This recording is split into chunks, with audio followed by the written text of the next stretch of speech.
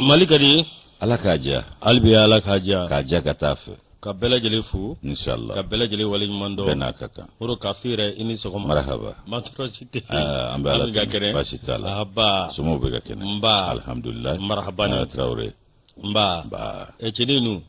yo echenin fitini nye marama ay mi amerika yan fo odo o koragege sajo koragege sajo koragege adamari adusu bole bi ko ngana ga kuma fu moshi isu gele te bitaire ko ngana ga kuma fu moshi mun ta fu moshi jo de jari ala ga gura ja amin ala ga sawji mana ya rabbi moro ni ansi gele kuna fu ne gene ga inshallah mi ne ko karafe be makanzi maka nimbolo maka jakiti ka fu ka wali mando mi awata pliture atete o féminin moro alebe réalisation na dramani gone alebe difula moro ka bela jele fu ka be wali mando ire mentorosité ambala tan haba bayni dum so mentorosité alhamdulillah aminga kene torotala fati ini gise ini kelimpe madam bamba kelimpe abe a kelimpe sana fo ka madam awdo do nesani aw ka madam awo nesani yando boy boro je crois que ça va ouais ça va donner mais fulama do bi je crois que ça va non be fe nzeme ka fien do ni sorobi parce que ni ne bora nandi couture la tamaganda bele fe akade nye fien kan nzeme fili do ni quoi desani ote kunjere to ga woro fundende ba ke fundeni mage nga abarka efe jibi ikelende jibi foko je ka optik jibi ambe be jibi abarka jibi ambe be jibi fo note do hunde mene ami siribe amsibe o barakelo do akoko jongo wala ko isu kunte ko abe mena abula abi afode desari abi siribe afode ma afode ala ka nguna ja ala ka sawu mana ya rabbi mantoro siti la ko bachi fete marhaba alhamdulillah ambi foki barakada ka folike kanumba jamakulu bela jele yusu janjo atambe ikado jenyega urefe sabu abaka janjo la diko janjo tefu iko sira flata maba intoro na wade abiwa okuma yusu ode tekena kayambi aba foki gi bismillah saha kadra ko na ambi jega kanumba jamakulu fo nyonfe ko barakada ni ko wala nyimando ka bismillah nyinu fana fa ku bismillah sauf la masa awni ulu ambe bi jega masa ba intanu barakada ni ga wala nyimando rasulu amba barakada ka wala nyimando ne mani kishibama ala ko jidi aka amma so sarare tambulo yusu anse folini tanu ni barakada ni wala nyimando nye ali bisa ambe do ke ala ko bolo kan si uji ankoro ka bana koro bashi ka jidi ke lafiya ula ni ala ka je ka do mi be lafiya an be oduo ke foi kanu soro tumi butoro muno yere be tienso bada dali ala ka no nanga ba ma to bela jelenye kanu ba jama ka bismillah no yo mine faso ko nani faso ko ka ambe be foku ni nyang maka be no sigiro chugo yawe ni ala ka je aywa mi ka do kuna foni o ko ni gelengelen su gwadile do ona ko garjige lo nyegele joko nyuma ni nyama da ko nyuma ala ka no ya uluye kala se ko nyuma no ya anyerowe an ga shuya ko letigi ni ga shujuru tigi nganao ngana dogole ala ka ikado ka bara no ka mabe ka chari o kadara ko namba fo ko bismillah nanyo daga bela jele lo nyegele joko nyuma ni nyama da ko nyuma anyo kanu baki bismillah saha atma siraw afolo jadi ba yadia amne yusu ni yadi amba mine ni barkaye ta sabu ga ne pana ambi dona le yikoro ni dona ni ene pana ye ikado kafo koba ikado kafo ode be kega maba kumbe hakaja aunga fanga blonya ma mimbe wati la temena colonel abdoulaye maiga annali ka boy ka do jeto mbaka jere keneka min kunyeta ko bi wolomvla naye o keneka ye abole ayika do jamana do ninga kuma foli minge jamana do nya jira la kafo ka ni bonya kaka jama bora ka chaya mini abi be mi na yere fana kunama bitani nyonyi o kumbende taraka segere akera woyo ede yusu wallahi minye musa ikado bilali sidibe musa bilali gafola akoko minye colonel abdoulaye maiga ye ka kumbe na bomako ikado kumbengo chenyina ke minye malido nye ku ye bismillah minge ka kumbe kanu kaka ka beni tarata donye septembre kolin kile muga ane wolo fla ameke tunyi jama fe o te kunu ngoyewa yusu ko franje fanga amma nyama mbe wati la temela ibai ka fo ko colonel Abdoulaye Maiga anana kuma mi ko jama bora ka chaya ninga tai ka do bismillah ko daga aye haka jami ye ka do ka fo aka wuli ka jo anai kuma munun lase ka do ninkene bayin gain ka kera jamana de munan fa ko sebe be mi je tomba o ka kene mi ko Nations Unies tribune na Abdoulaye Maiga aye jamana de munan fa kuma fo o de ya to jama bora ka kumbe o kumbe njola ayre ni kumbe mi ngaka kwa ko ngera jama ko dae waga kla ka ke dirigite mai anga jabarani no ye komsola ka jabarani ka do ka ko ka si Allah sai kuma ayre la haka jama bora ka chaya a chaya ko ni matre ka danfo uye bismillah bin daga ka do Abdoulaye Maiga ano de kunama ka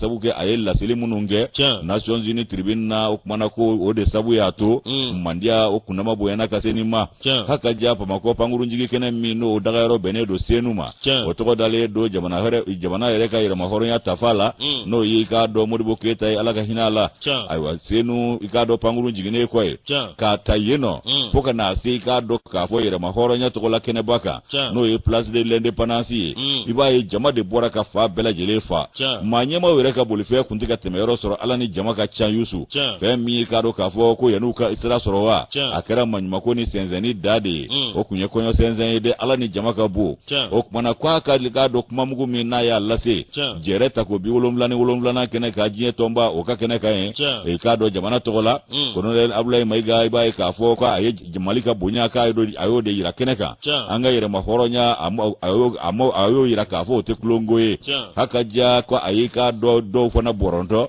ninga do salo ka do munu mene ni kuma ka mi na makene gelema yire Yusuf mi ka do ka fo aye ka do manyema do fura no ye faransi ka do amanyema wi ayo lu fura ka do munu mene farafina anyere dafe dugula ka do fona susa iga ye ka fo Abdoulaye Maiga aye nunu mbela jele nyoro tani du makene ngai ajara jamana do nye hali ko kuma intara amuna vanve ka se hake mima o de ya to jama bora ka ni kunama fana jira Allah ka fo ka kuma akara jamana de famba muna mfanye haka ja ali ni besa gote fe mi ka do ko ni nywana ulu manjangoi ni kuma no nywana o manja wa kene no nywana sigili manja abana ka do ka jigine ka bo panguru gono fanga blo nyema wati la temena ale ko ni ka do akani so jajira ka jira ka fo ko jamana de onye ka do ni ngani ya minta ka ale segere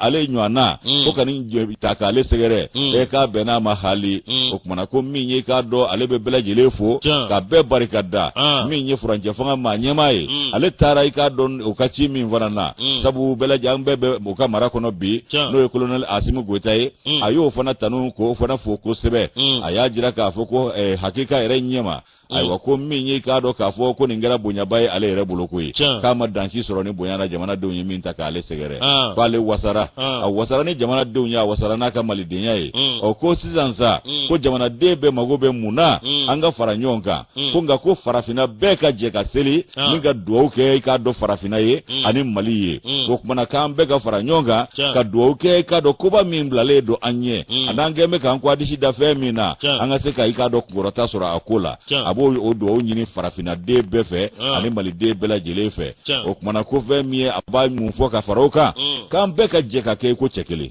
anga ke kuluba kele o kuluba kele anga je ka an kwadi da fengele na mi nyanga la nyini uye olubu se ka sabati chugo mina kunna ma je ka fara nyonga ka ke kuluba kele ka sabati bandi ngere ka do franje fa ma nyema e wati la temena ale ka la selu ye ay minga ajigine ko bo panguru konnala Musa Bilali Siribe ni ale ka nobla se onya bo ene ka bidon boli kono Yusu note Niger présent we pense que be fema bola ayi no boray Alassane mo kuma su cité amami fama be ame amadogo andalo e ko on naifu awo Alassane de ni fo awo ko nga ma nyema we naifu yi awo safuru le ndala kuma te na kuma na te so ala bandel makoroni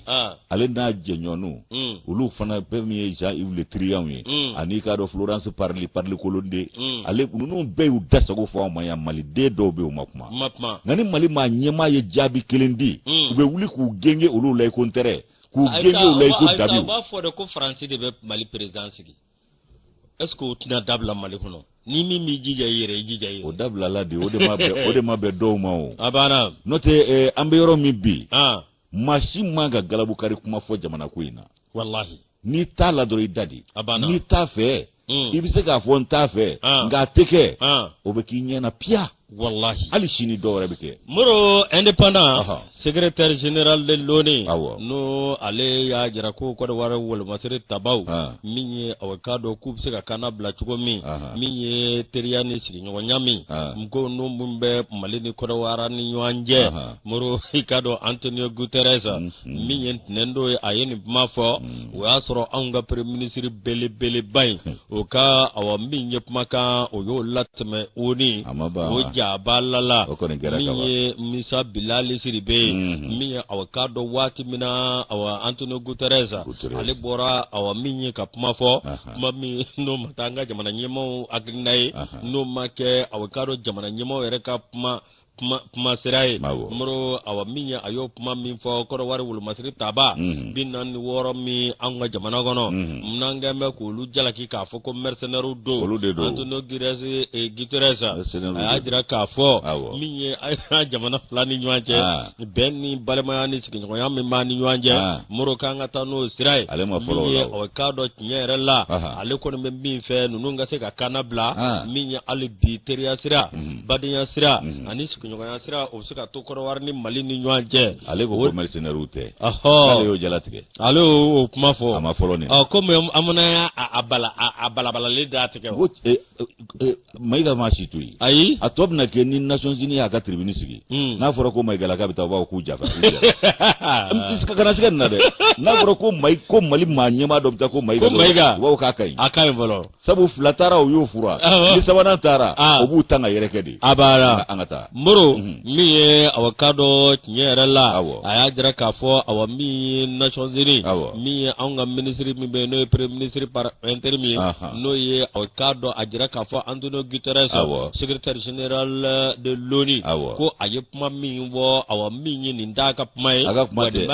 ka pmai muro awakado jamana flade be nywana muro ono temana ka boy ko be critique la mo ka boloka miye awakado ninti dado na pmai no temana ka boy miye awakado nyere la miye wati mina mogobe ka ko bla critique la mo ka boloka wode konna nasa miye awakado Antonio Guterres ale bora kan macha mamvo miye awakado jamana nyema munumbe no sedao jamana nyema ye no lu kunganga na aunga jamana kono akubora dogokoro mali ministre mimbe no ministre des affaires étrangères et de la coopération internationale o koni a gira communiquer la ka jira ka fo awa minyo ubiseka bichimla sini alamusa yalma awakado juma don ko ni watila sedao koni ma fo ni awani hakina mintara anga jamana nyema fe utsega kumana ngana kumvura ko ga mali nyagiya sisa surutaro ke fube gato klaka boisson awo ka boisson mi ngana la cheka tegere fo nyonku janfa almami abana janfa almami dama undu do kono be ko jaga jigine abana do dagara na kolo be ba fo ka fo fasa jimi wuluta ngo na tabede utimiri sini dawro la dere mana chokoro ba shije la hala do la de ne jigi de bitige la ngai ne de fana bembe ay sabi yere ne torore ay salfutara alasan fasada o ma ke koyo aisa Aisha kone alasan asibi fasada ori tarake balo ma fo maleon do be boka puma Aisha asimin kele ne fasada ka bai dogli da damne ayi jamana nyema la ay to ma sagara fasada Aisha saraka min fo yanno amma bela jele la de telaw ni jiem mana ko ni uka ko ba kundauna abe saraka dogli minda abe foro kono ko dale mau bene kana on farafin yin njogo la kati be amali don abana Aisha ga ko madam ne bi ko wati lababi ayo fo fasada adaka dewa aka bara do ko ka be faso jongana o defa ni farafina kuna werendeu ko ni ka basila kari makono ndombo ika fara asimila de kone Aisha ko ni ka basila kari makono ndombo kika fara asimila kitisala abana amakalo tige kuyi ay kono ga kuna wulu ala ay kono warbe kuna wulu nga amabe do de ma abana fana dikira do sonjata atamare fadiri fadembi sadi abana fadembi sabi ki ko wala mayinya bi chika kinyana ndesani yusu minya annoncerie amba leta ko ka dondoma aka bataki yera minya ka do dili bijouterie dili akoko kuma so ka afari mandala kabisoma suya kolatigi yɛrɛ y'a fɔ arajo kuma dɔ la a bɛ tigɛ a bɛ na arajo k'a bɛ ka muruti kabi tɛnɛn don ni ko bɛ senna an kɔni bɛ wuli ka jɔw la ni ala ka jɛ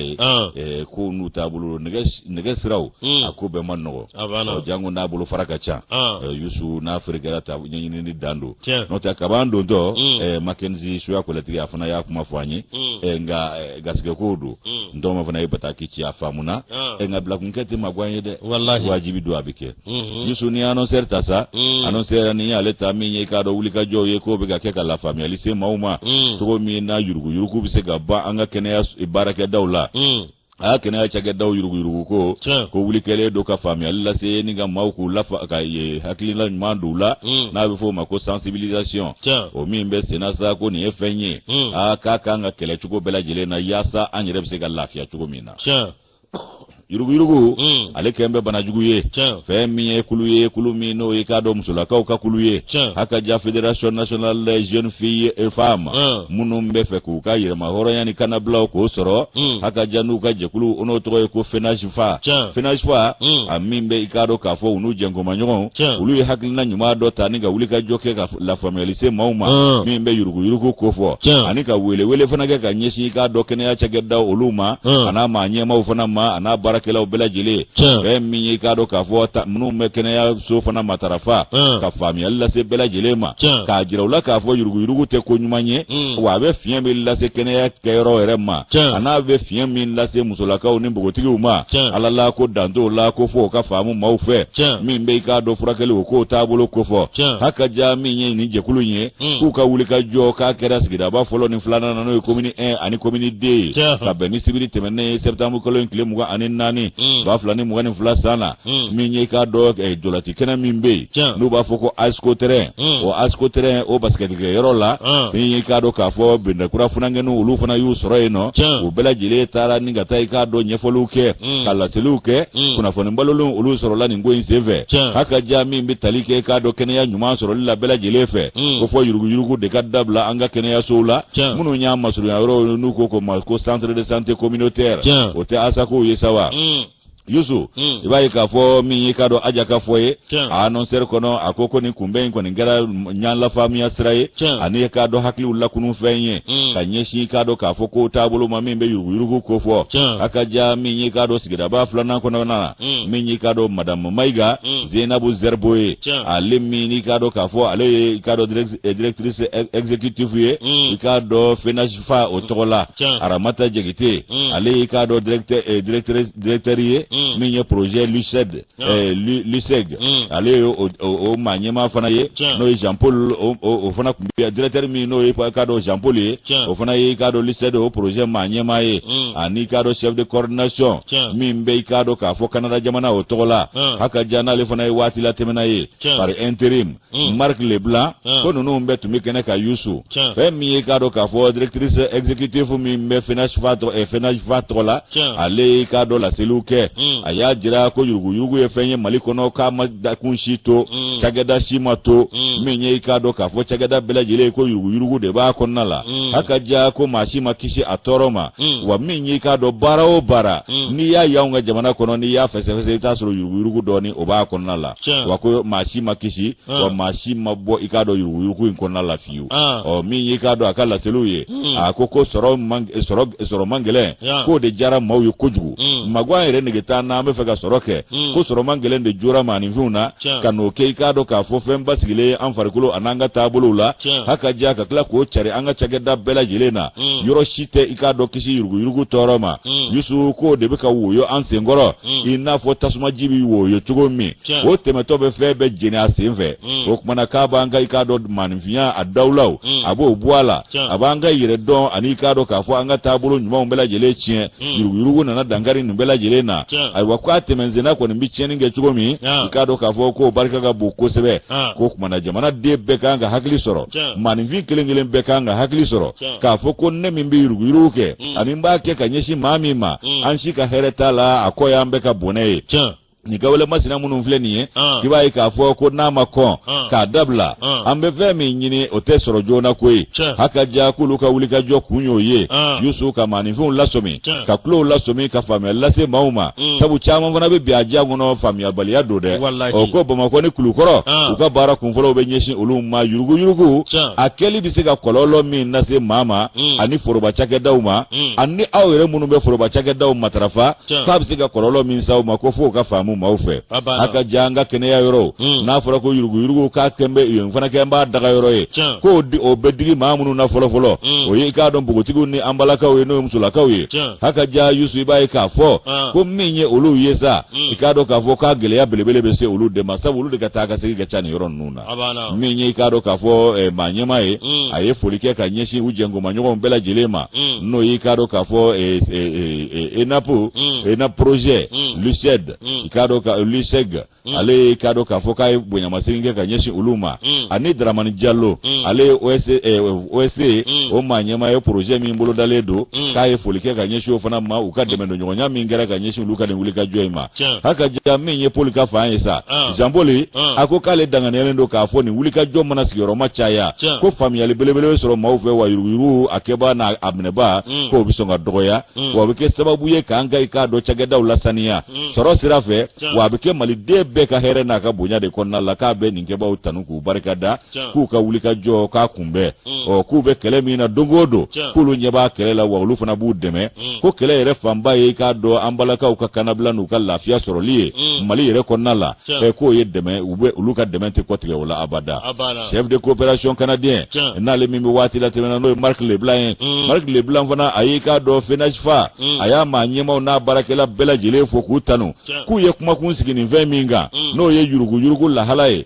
ko kumakun barikaman don dɛ jango ko n'i ye kɛnɛya ta yɔrɔ kofɔ Yusu ko nafa ka bon kosɛbɛ ko sabu kɛnɛya kɛyɔrɔ k'o man ka kɛ yuruguyurugu kɛyɔrɔ ye nka nin hakilina min talen filɛ fɛ k'ale fana danganiyalen don k'a fɔ k'a bɛ u dɛmɛ a bɛ faso dɛmɛ wa a b'an ka cakɛdaw dɛmɛ ka bɔ yuruguyurugu o kɔnɔna la a kɛbaw k'u fana bɔ fili la o kumana Yusu k'a bɛ kɛ sababu ye foroba kɛnɛya min o bɛ an bɛ k'o ɲini lafiya la a b'o sabati jamana kɔnɔna la wa min ye kunbɛn ye a kɔni kun cɛra i k'a dɔn k'a fɔ ni ɲɔgɔlɔn bɔli dɔ ye o ɲɔgɔlɔn min n'u b'a fɔ ma ko sketch u y'o jira ka tila ka sigi ka kumaw k'olu fana kɛ n'o ye débat ye ani fɔlisen min bɛ yen ni kuma bɛ ɲɛfɔ a kɔnɔ n'u k'a ma ko slam o fana tun bɛ kɛnɛ kan ye slam de ye kuma ɲɛfɔ ye i b'a kale ka kuma kale ka bɔ dɔrɔn hali ni dɔnkili t'a kɔrɔ i bɛ kuma dɔrɔn o de ye slam ye wala i b'a ɲɛfɔ dɔrɔn ka tila n'i tilala dɔrɔn i b'a kuncɛ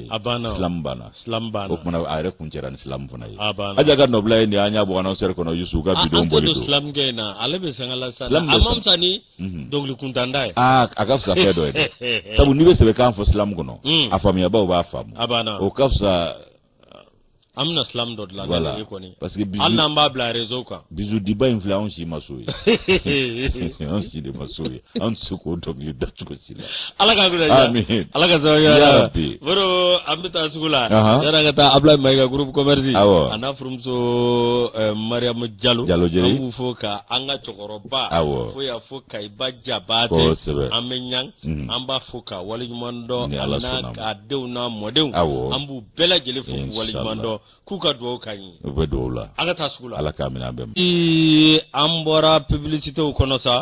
sugu kɔnɔ na hali bi an b'a jira k'a fɔ arajo a bɛ ka tigɛ a bɛ tila ka na an se ma ko tɛ an se ma ko tɛ hakɛto ɲini jama fɛ maa caman bɛ ka messagew caman ani ala sɔnna a ma an b'a baara kan wulikajɔw bɛ sen na ne ko ten n k'a bolo fara ka ca n'i sera dɔ ma n'i ma se dɔ ma a bɛɛ tɛ ɲɔgɔn sɔrɔ kuma dɔw la u b'a kan ni ala sɔnna a kɔni kunnafoni a bɛ kanu de kofɔ sabu kanuba caman de bɛ ka bataki ci an ma Maro min ye discours min n'o kɛra Ablaye Mayiga fɛ Musa Mara ale kɔni a kumana min ye ko ale discours in a y'a lamɛn min ye k'a dɔn premier ministre par intérim o ni tribune na a kɛra sibiri don min ye ye septembre kalo tile mugan ani naani san 2022 awo k'ale nimisi wasara min ye aw ka dɔ gouvernement aw ka dɔ a ma ɲɛma a kuma le droit de l'homme kan ani accord de paix et de la réconciliation a ye kuma minnu kɛ ani an bɛ segi ordre constitutionnel min kan min ye ka segi aw ka dɔ kalafili ni fɛnw bɛɛ lajɛlen moro a y'o kuma fɔ nka min ye aw ka dɔ ko min kɔni aw ka dɔ o ma bɛn a ma diya ale ye moro ale kɔni a ye premier ministre ye min ye aw ka dɔ kɛlɛbolo kan min ye ka ɲɛsin aw ka dɔ Mali a partenaire dɔw ma n'o ye a terilaka dɔw ye moro aw ka dɔ min ye ani an ka farafinna min ye an mun jɛ n bɛ jɛkulu la n'o sera o a n'an danfara cɛfan jamana dɔw k'olu kɔni ma kɛ ale kunna fɛla ko ye min ye aw ka dɔ sigiɲɔgɔnya min ma an ni ɲɔgɔn cɛ n'o tɛmɛna ka bɔ yen min ye i ka dɔ tiɲɛ yɛrɛ la i bɛ k'a fɔ awa min ye a ye kuma minnu fɔ moro ko nin bɛ se ka kɛ kuma ye kuma min n'a bɛna ni aw ka dɔ tiɲɛni a jamana fila ni ɲɔgɔn cɛ min ye ani an ka maliden minnu bɛ yen k'a bɛ se ka nin gɛlɛyali lase olu ma min ye aw ka dɔ Musa Mara ye nin kuma fɔ min ye a y'a jira k'a fɔ min ye aw ka dɔ président min bɛ yen n'o ye Union Africaine président ye ko kɔni ye aw ka dɔ farafinna ka hakilina fɔ min ye o ni taabolo kan ye min ye aw ka dɔ ani diɲɛ taabolo kan min ye aw ka dɔ nin ko bɛɛ lajɛlen ye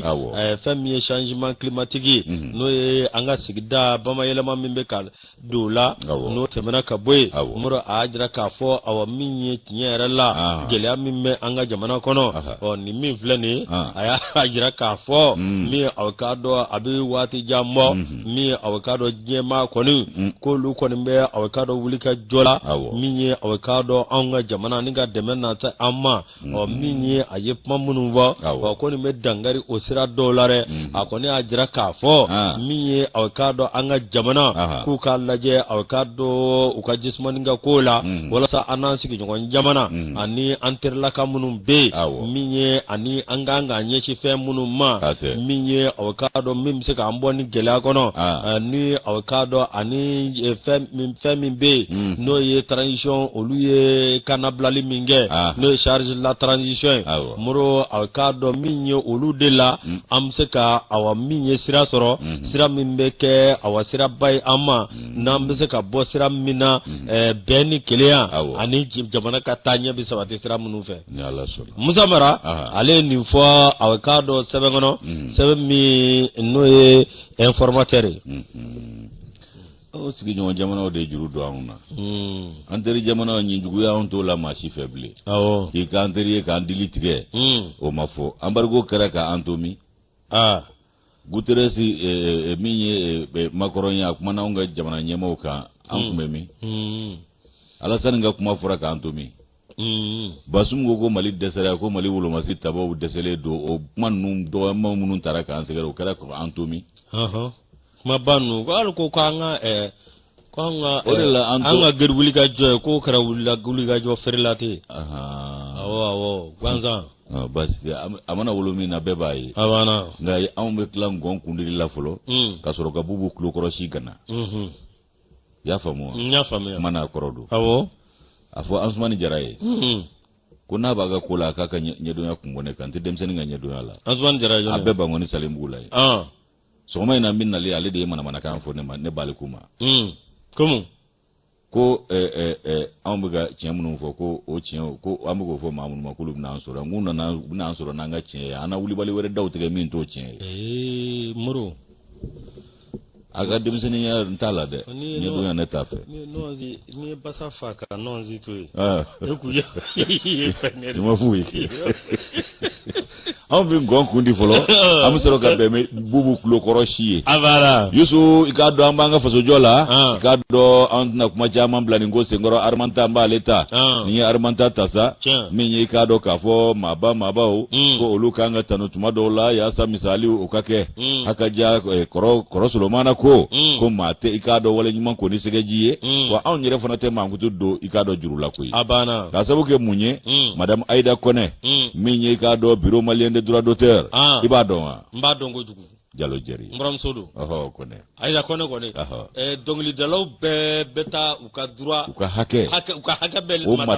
matarafa yoro hale do nyemai o ba fo ko bunda bunda o bureau malien de droit d'auteur Yusu ibai ka fo ko ni mi nyumange okatano umuso ba uchaman do nga au ma joni sigi aida koneka fe mi ka do ka fo ko ni emaye ma mi ni ka do ayaka misali jira wa ka do adama ma fana do kele lila kele mi no be ka do juru ke ba do kele no ye pirate ye o pirate kele li malila ko madam aida kone kwa ajora yira o la ko sebe o de ya to ko kuma bi se akata bulu mabbi fe mi ka do fasiri jekulu mi ka do armanta kono olu de ya jekulu ulu de a fasiri bi a koko femi aida kone kana kai ka do minon ulu tara sigi bureau de droit malien de droit d'auteur la avril kalo ba flani mwani sabasa kwa tara katake manyema doye no chef de service contentieux mi no benyeshi ka do ko kolosilima haka ja mi ka do ko doni mi no nye gafe doni sera no littérature aleni ka do artiste ulu ka do abise ko lula kana chugo mina ke nyeshi okonya ma osebengo ana ikado talino jenzenu ka ablala onyama ya sola folo haka ja ko minyi kado ka fo ka artisu ani kado ka fo usera matrafa bawo ko bela jile faranyonga ni ku kekelenye ku do dakelen ve ku bo ikado dakelen ve ka yo bara oke fe mi mbu ka ikado seben olukunga ngo kuma fo no ikado haebe kiriko na tabulu yi ko dossier contentieux alebe ko akunbe obela jire nyana boyoro la kaka jabi munu yera yeno o kera nimisi wasa koye ni chageda ina kosebe abela jire bulo o kumana ko minye ka do wiye ka do daw o kera sababu ye ka dawle yera aida kone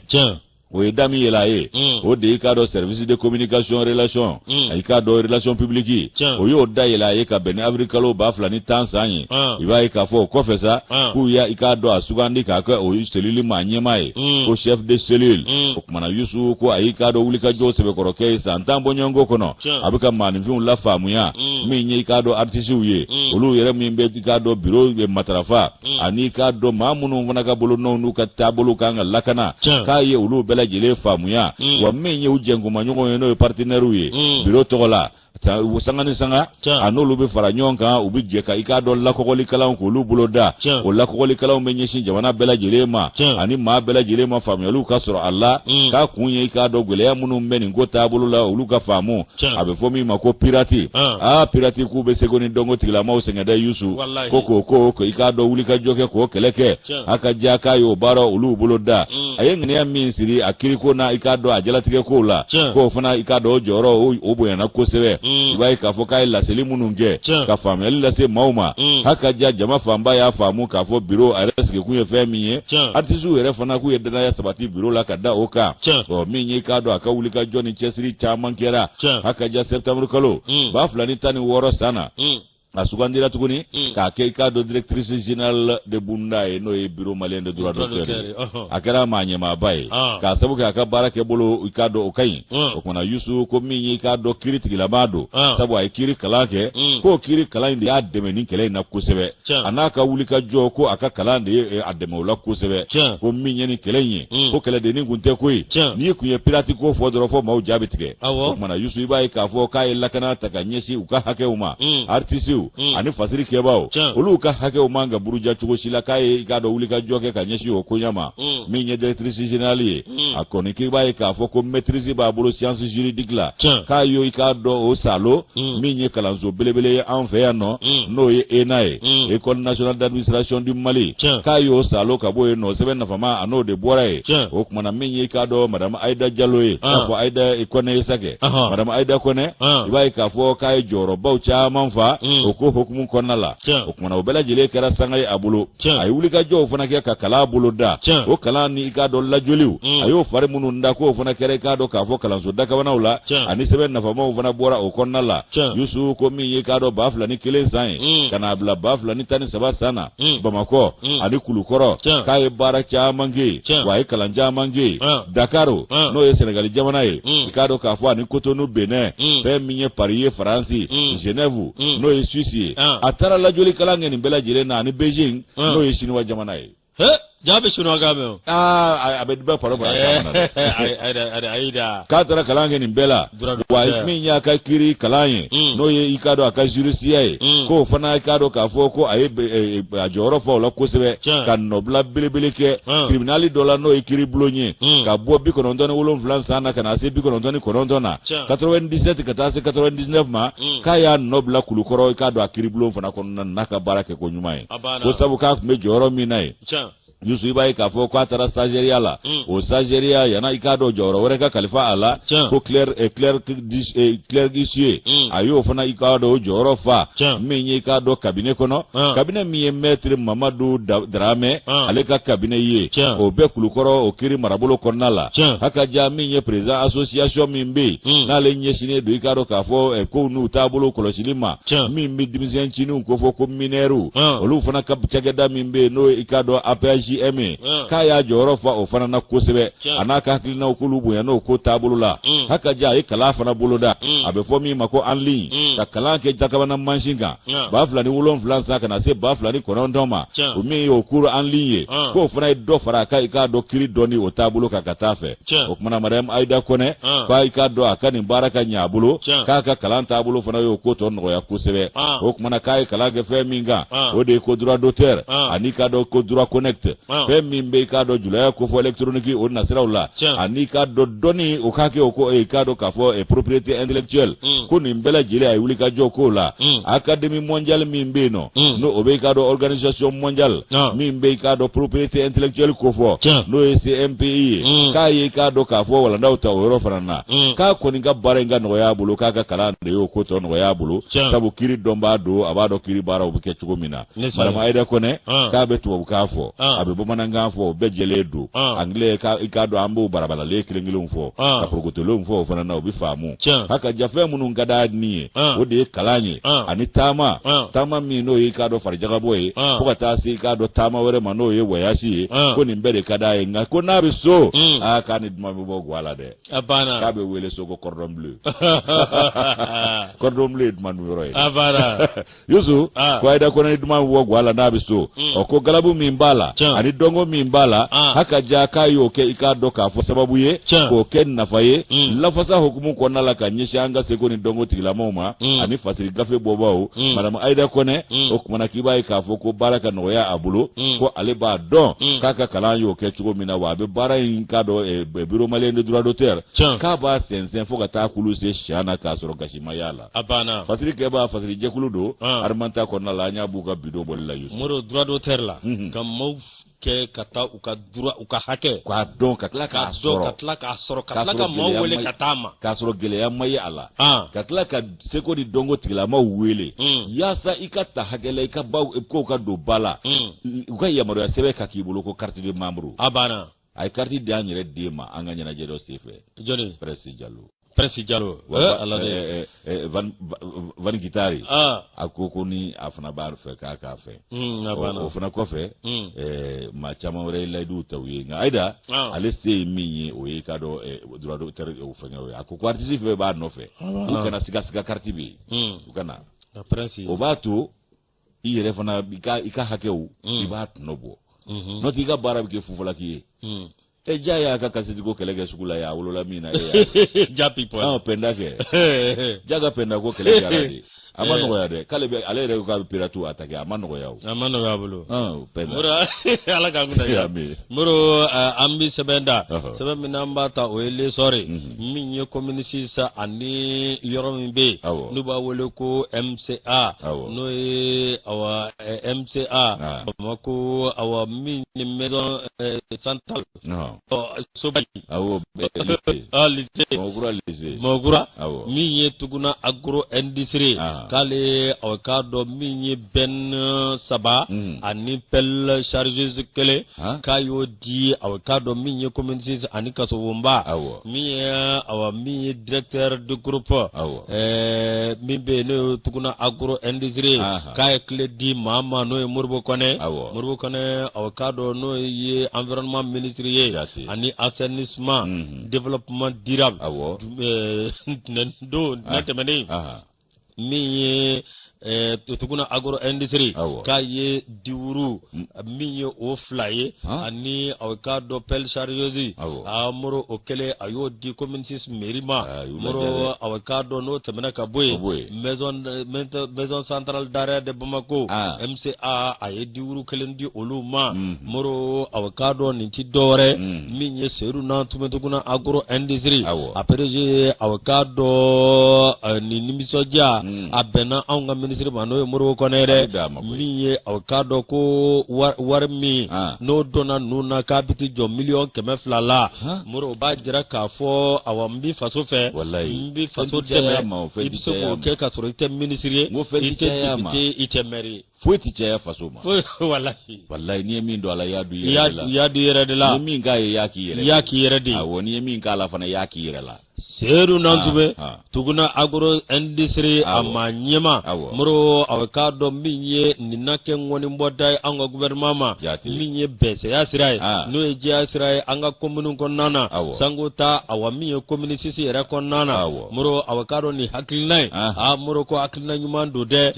n'i ye jateminɛ kɛ i b'a ye k'a fɔ anw ka jamana tiɲɛ yɛrɛ la ko nin gɛlɛya bɛ dɛ sango ta an bɛ commune min na moro n'o ye commune 6 ye i ka dɔ awa min ye a nisɔndiya Boubacar Keita n'ale yɛrɛ ye commune 6 maire a ma dogo cogo si la min ye aw ka dɔ tiɲɛ yɛrɛ la i b'a ye k'a fɔ awa min ye MCA ye ko ne jateminɛ kɛ ko a bɛ maa 3,500 ni kɔ bɔ olu bɛ nin yɔrɔ kɔlen min na moro ko nɔgɔ min bɔ kasobonba kɔnɔ ko a nɔgɔ ka ca dɛ min ye aw ka dɔ colonel la Adama Gindo ale y'o kuma fɔ a ko min ye nin ko bɛɛ lajɛlen ye nin ko min filɛ nin ye ko a na kɛ sababu ye min ye kasobonba awa nɔgɔ minnu bɛ bɔ a kɔnɔ ɲama minnu bɛ bɔ a kɔnɔ ni k'olu bɛɛ lajɛlen cɛ awa ni ka a ta kɛ a kan ka kɛ yɔrɔ min na moro awa min ye kasobonba a n'an ka maa ɲɛmaw kɛrɛnkɛrɛnnenya la ministre min bɛ yen n'o ye aw ka dɔ Modibo Konɛ ale kɔni y'a jira k'a fɔ awa min ye minɛn ninnu hali n'o y'a sɔrɔ awa nɛgɛw don hali n'o y'a sɔrɔ awa ka dɔ fɛn girimanw don ko a nɛgɛ ninnu awa min a ma kɔlɔsi k'a bɛ kɛ fɛn fiɲɛma ye a minɛ ko de b'a a minɛ ko i k'a dɔn a dira minnu ma olu k'a minɛ ko dɔn u k'a a minɛ cogo dɔn wa moro k'u wasa don a la o de kɔnɔna na aw k'a dɔn nin nisɔndiya min ye aw k'a dɔn commune maa bɛɛ lajɛlen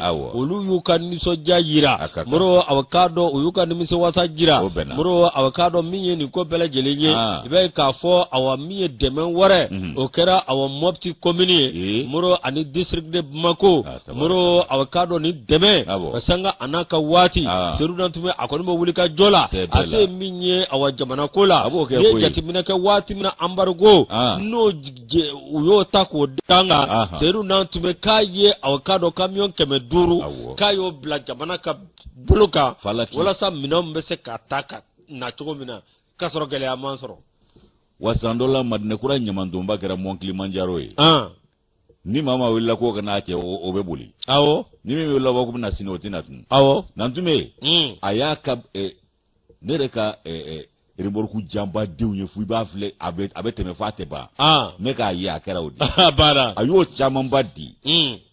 ko ka ɲama bɛɛ cɛ ka bɔ yan waati la wallahi a waati Jalakɔrɔ ji sera a kun bura dɛ wa o fana ye o cɛra ka bɔ yen pewu o waati fana na ale bɛna a kuma de la koyi